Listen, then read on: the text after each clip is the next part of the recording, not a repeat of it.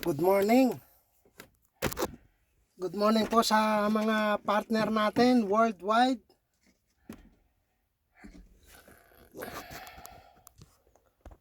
Very excited na po ako.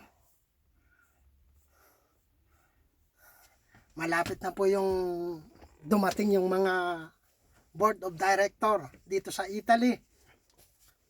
So, dati kasi pinanonood ko lang, pinanonood ko lang yung mga sinasabitan ng award. Pero ngayon, isa na ako sa sasabitan. Wow! Masayang masaya. Medyo malungkot lang ng konti kasi siguro mas masaya kung marami akong kasama mga business partner na sasabitan. Sabi ko nga, kahit na medyo malayo, alam ko marami tayong mga pinag-aaksaya ng panahon, marami rin tayong mga responsibilidad. Kaya naintindihan ko naman sila kung ba't di sila makakasama. Pero sana nakarating kayo. Kasi malaking bagay eh. Lalo na doon sa mga partner natin na hindi pa kumikita. Malaking tulong para sa inyo na makita nyo kung ano ba yung pinasok nyo, kung ano bang klase itong business na to. Kasi baka doon ma-motivate kayo, malaman nyo, aba, hindi pala ganito lang yung pinasok ko. Hindi pala to basta-basta business. So, meron lang akong konting mga sasabihin sa mga business partner natin na natutulog na ewan ko ba kung anong mga problema. Kadalasan kasi ito totoo na nangyayari talaga. Alam nyo kasi yung mga tao na kadalasan na nag-pay in sa'yo, ang bilis na nag-pay in, believe me, sila ang kauna-unahang nawawala. Oo, ba't ganon? Kasi para nung oras lang na yon, nabaliw sila, na alam nila kikita sila, pero bakit ganon? Pero tandaan nyo, yung mga tao na pinahirapan kayo, iniwasan kayo, kung ano-anong sinabi sa inyo, hindi sila sasama sa'yo, scam yan, pati ako idadamay mo. Pag iyon ang sumama sa'yo, once na nag-join yun sa team mo, mahirap mong mapabitiw yan. Kasi saksakan ng negative yan eh. Ha?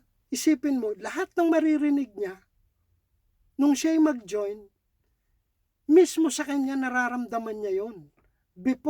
Even before na siya'y mag-join, iyon siya dati. Kaya nung mag-join siya, nalaman niya, hindi pala ganun. Kaya, kung may mga tao na hindi agad mag-join sa inyo, huwag kayong tumigil. Darating ang araw, mag-join din yan sa'yo. Huwag mong isipin na kapag kinausap niyo yung isang tao, mag-join agad. Eh ikaw nga, bago ka nag-join, ang tagal, di ba? Dami mo pa sinasabi. Kung ano-ano sinasabi mo, bago ka nag-join, mag-join ka rin pala. Tapos, anong ine-expect mo? Lahat ng kausapin mo, mag-join? Sana ganun ka rin, di ba? So, karma-karma lang yan. Kung ano yung naramdaman nung nag-invite sa'yo, kailangan maramdaman mo rin. Para na sa ganun, doon ka mamomotivate, di ba? Makikita mo na hindi pala ganito. Akala mo ganun-ganun na lang, pero iba pala. So, yung mga mga members na hindi kumikita, na para bang nawala na sila ng motivation. Kasi yan ang pinakamahalaga rito eh. Kapag nawala yung motivation mo, parang sa pag-aaral, pag nawala na yung motivation mo mag-aral, ayaw mo nang pumasok, di ba? So, anong dapat mong gawin? Dapat kumukunik ka sa upline mo. Wag niyong yung upline mo ang nagkakandara pa na hanapin ka. Tapos, pag makakausap ka, wala lang, papayuhan ka, parang baliwala sa'yo. So, ang tanong, kaya mo ba? Kaya mo bang mag-isa? So, kung hindi mo kaya mag-isa, so, magpaturo ka sa upline mo. At ito naman yung mga payo ko sa mga leader. Kasi once na nagkaroon ka ng downline, kahit isa lang downline mo, may responsibilidad ka na. Tandaan nyo po yan. May responsibilidad ka na sa downline mo. So, kailangan turuan mo sila. Kasi kailangan na mag-recruit din sila. Para na sa ganon, kumita ka. So, bago ka kikita, kailangan kumita muna sila. Sa network marketing, ganito kasi ang structure niyan. Kailangan payamanin mo muna sila bago ka yumaman. Hindi ka po pwedeng yumaman nang walang yumayaman sa grupo mo. So, kailangan magtulungan. Tulungan mo yung mga downline mo. So, kasi ikaw ang idolo na yan, ng mga yan. Kaya yan sumama. Kasi, marami nag-invite sa kanila, sa'yo sumama. Ibig sabihin, mas may pagtitiwala siya sa'yo bilang isang upline. So, matapos mong mapasama, wala na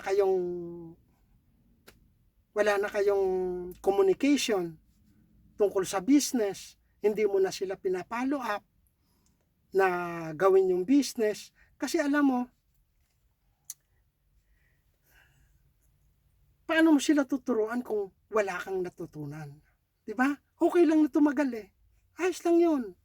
Tumagal ka sa business na ito, okay lang. Ang mahalaga, natututo ka. Ang hirap kasi nung ang tagal-tagal mo na, hindi ka na nga kumikita, hindi ka pa natututo. 1 year ka na, o halos 2 years ka na member ng AIM Global, hindi ka pa kumikita. So, ibig sabihin, meron kang maling ginagawa. Diba? Bakit naman yung iba kumikita? Ikaw hindi kumikita. So, alamin mo kung ano yung ginagawa ng kumikita para na sa ganun kumita ka. Diba? So, alam nyo guys, yung mga taong kumikita dito, matindi ang pinagdaanan. Matindi po ang pinagdaanan. Talagang tremendos. Ito yung mga taong pinagtawanan, kinutya, iniwasan, inunfriend. Ito yung mga taong talagang bugbog sarado sa rejection. Pero hindi sila tumigil. Kasi, yung rejection, yan yung magpapatibay sa'yo. Tinetest ka lang ni Lord kung hanggang saan ka. Hindi po pwede na lahat ng kakausapin mo magpe-pay-in sa'yo. Wow! Hindi ka pa maalam magpaliwanag pero yung kausap mo, 7 heads agad. Uy, matakot kapag kaganyan. Nakakatakot yan. Lahat ng kausapin mo, pay-in, 7 heads, 15 heads. Hindi ka pa tapos magpaliwanag. Ay, maniwala ka, malapit ka ng kunin ni Lord. Kasi binibigyan na sa'yo lahat eh. Diba? Kaya mas maganda yung nahihirapan ka. Feel na feel mo habang nahihirapan ka, nire-reject ka.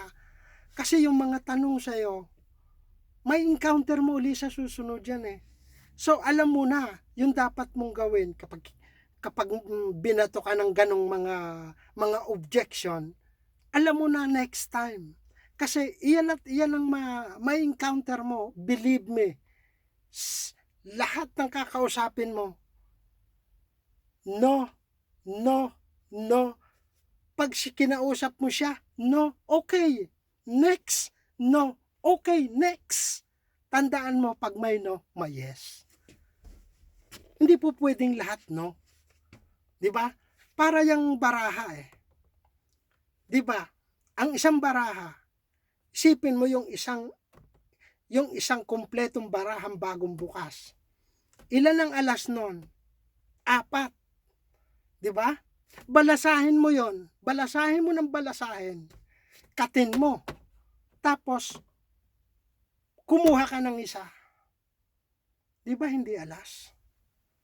Hindi ka agad makakakuha ng alas. Kasi isipin mo mahigit 50 cards, 4 lang yung alas.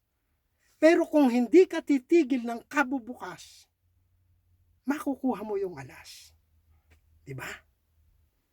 So kailangan, at saka yung tinatawag na mga tao na talaga magpapalaki ng grupo mo, hindi ibibigay sa iyo yan nang hindi ka maalam. Nagets nyo? Yung mga tao na yan, nasa paligid mo lang yan. Before ka pang mag-join dito sa AIM Global, yung magpapalaki ng grupo mo, nasa paligid mo lang. Hahanapin mo lang. Hahanapin mo na lang sila. At kakausapin mo sila. So, alam mo yung mga tao, kapag nag-join ka dito sa AIM Global, marami kasi ng mga tao, mga negative So, nakapokus yan sa'yo. Tinitingnan yan sa'yo kung talagang committed ka. Meron kasing mga tao na gustong sumama. Unang-una, gustong sumama sa grupo mo. Gusto nilang mag-join pero sa'yo gusto. Pero kung nakakakita sila na hindi mo iniintindi yung business mo, hindi ka nagpe-present, hindi ka nag-share, hindi sila sasama sa iyo Kasi ang gusto ng mga yan, yung sasamahan nila, yung committed, matutulungan sila, mamomotivate sila kasi hindi nila alam gawin yung business. Eto, tatapatin ko kayo. Itong business na to, hindi siya madali. Believe me, hindi siya madali. Marami kang pagdadaan ng challenge. Talagang mahirap siya. Kasi, alam niyo kung bakit mahirap? Kasi babaguhin yung buhay niyo rito Diba? Yun ang maging mahirap. Napakahirap. Yung yumaman pa kaya, guys, diba? Dadaan ka sa butas ng karayom talaga.